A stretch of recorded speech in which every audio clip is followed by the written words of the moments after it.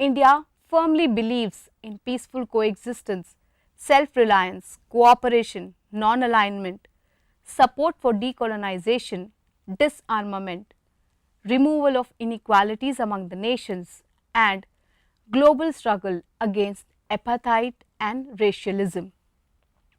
The basic objective of the policy is to preserve India's freedom of opinion and decision making in a world full of rivalry among powerful nations for supremacy and dominance. Having undergone some of the worst experiences of foreign rule and imperialism, India has always supported the cause of freedom and struggle against discrimination, whether racial, economic, or political.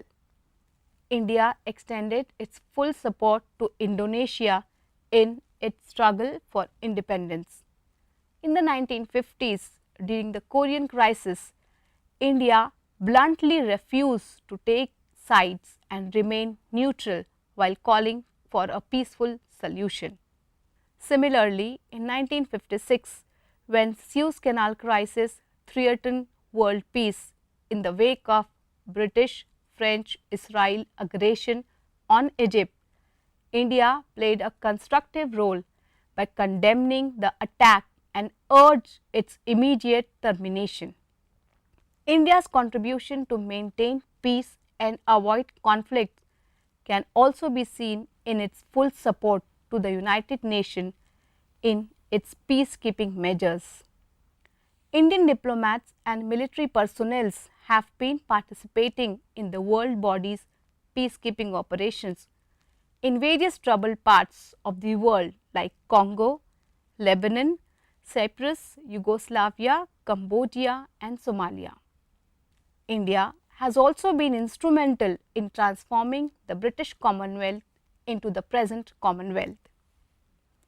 Among the member countries, India always pleaded the case of South African people and played a key role for rallying opinion against apartheid and the minority white regime, which was since been voted out of power.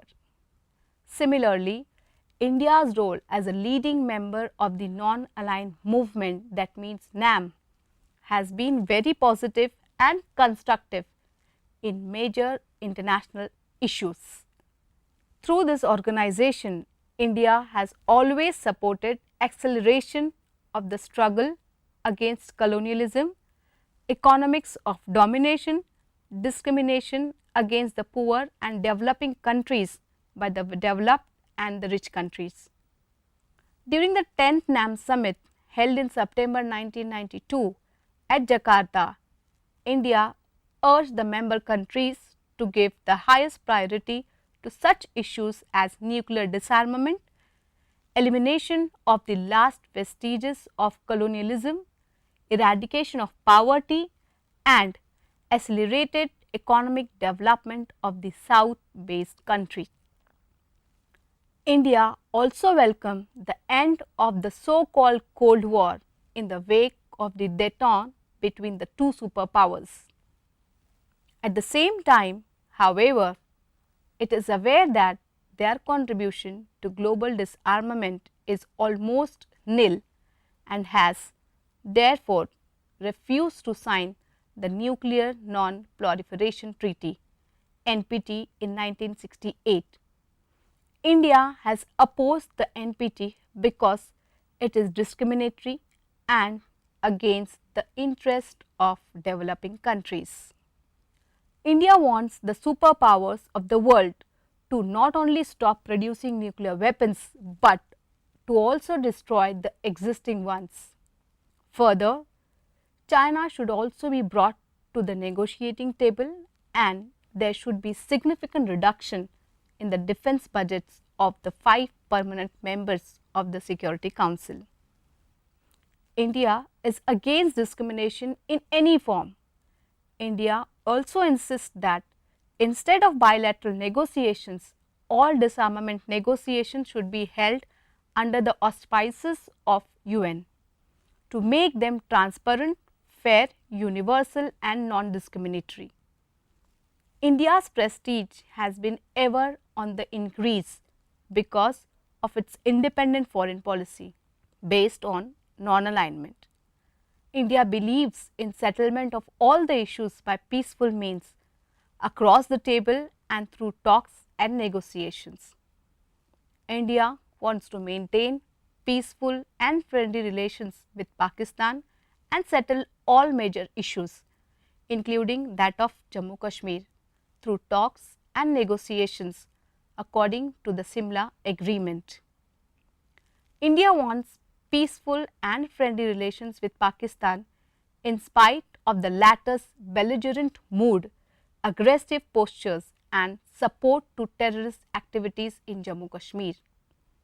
India firmly believes in cooperation, the principle of live and let live, and normalization of relation among all nations of the world.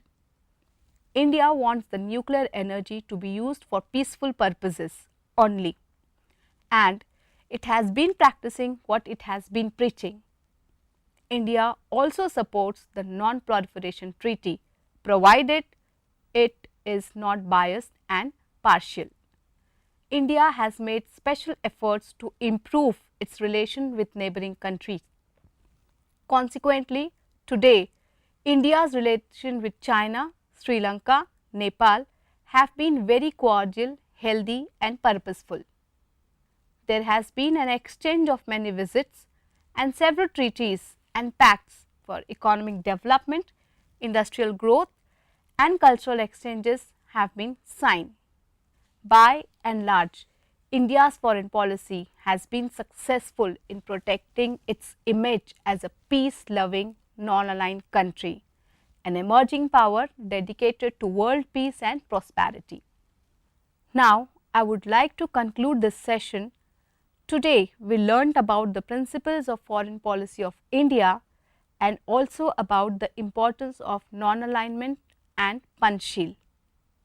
I believe that it will help you to understand the broad framework of India's foreign policy. Thank you.